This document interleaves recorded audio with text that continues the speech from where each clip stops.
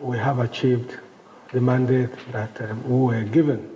And so that also prepares the way for us to return the state to those who were elected to govern.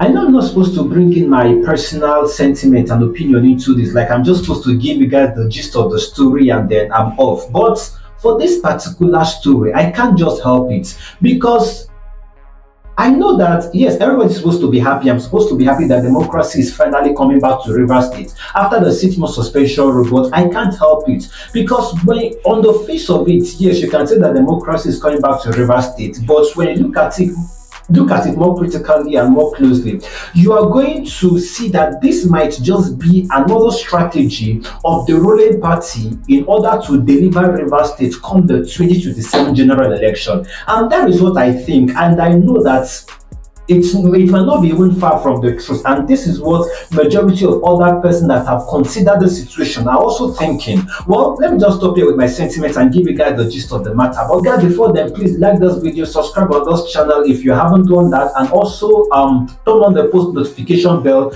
and to all our returning subscribers to say thank you for always sticking around to watch and view our amazing content. Now we know that the emergency rule in Rivers State was given on the 18th of March 2025. That is exactly 6 months from this month. Now, the reason why the emergency rule was given, and the governor, the deputy governor, and the members of the Rivers State House of Assembly were all suspended because of the supposed attack on democracy and national assets. Talking about petroleum in River State, the bombing of the petroleum pipelines and the whole lot of that happened during that month, and then the presidency stepped in and then declared the state of emergency. Now, despite all the efforts of everybody that spoke, like we have a lot of organizations, individuals, statesmen, and everybody coming out to condemn that declaration of the president, seeing it is unconstitutional and it is an overstep of the powers of the president. Like, we saw that something positive was actually going to come out from that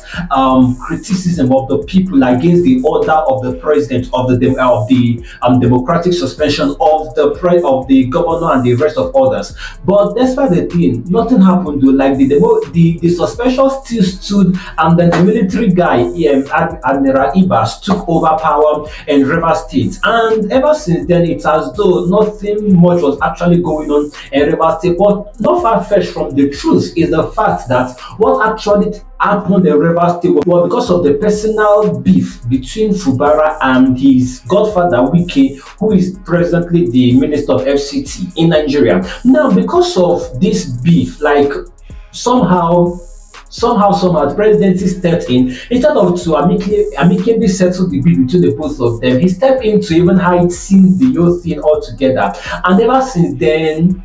And ever since then, like meetings upon meetings has been held in order to see that Fubara is gotten back to power and a whole lot of other things. Like, the people that once used to see Fubara as a person that is now standing on its own and can defend the people of River State when he was fighting against Wike, are now seeing Fubara as a weakling and as a slave in the hands of his godfather Wike, and also in the hands of the president and the ruling political party. Because after everything, Fubara succumbs to the pressure and then aligned with whatever conditions that the Wike party had given to him, supposedly, allegedly. You know, all this kind of information will not be officially stated on the media, but this is social media era. Like, we have access to information concerning a whole lot of things, even when they are not made official or not coming from the official media, and a whole lot of other things. So finally, Fubara succumbed to the pressure and then agreed to the old terms and conditions. And right now that the emergency rule is over, the 6 month suspension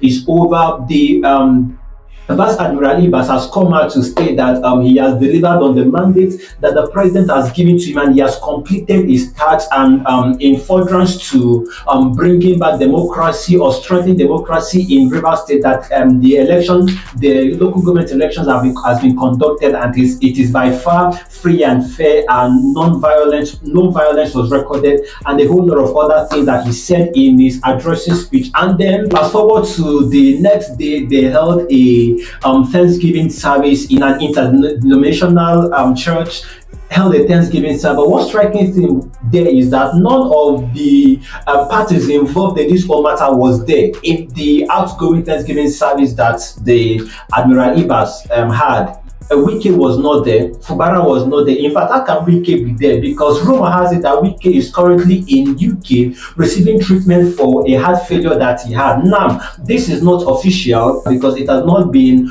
officially stated in any of the official gazettes or any of the official magazines or news outlets or whatever. But according to the rumor on social media, it was said that Wike was flown out a few days ago to UK because of some health condition that he was having, and is still currently in the UK. And maybe that is why he could not attend the outgoing Thanksgiving service of Admiral Ibas in Rivers State. And we don't know the reason why Fubara was not also there, because he was supposed to be there because he's supposed to be the one to be handed over power in the coming days. Well, that's like, what is your take in this? What do you actually have to say about this whole thing? Like, River State people should be rejoicing that democracy is now returning back to the state in full scale as against what we have earlier in the past 6 months. And at the same time, a lot of people are also skeptical about what they should expect, like in the remaining days of the tenure of Fubara, whether he's actually going to stand and defend the people of River State against any opposition coming, even though it's coming from the upper hand, or whether he's just going to succumb to whatever order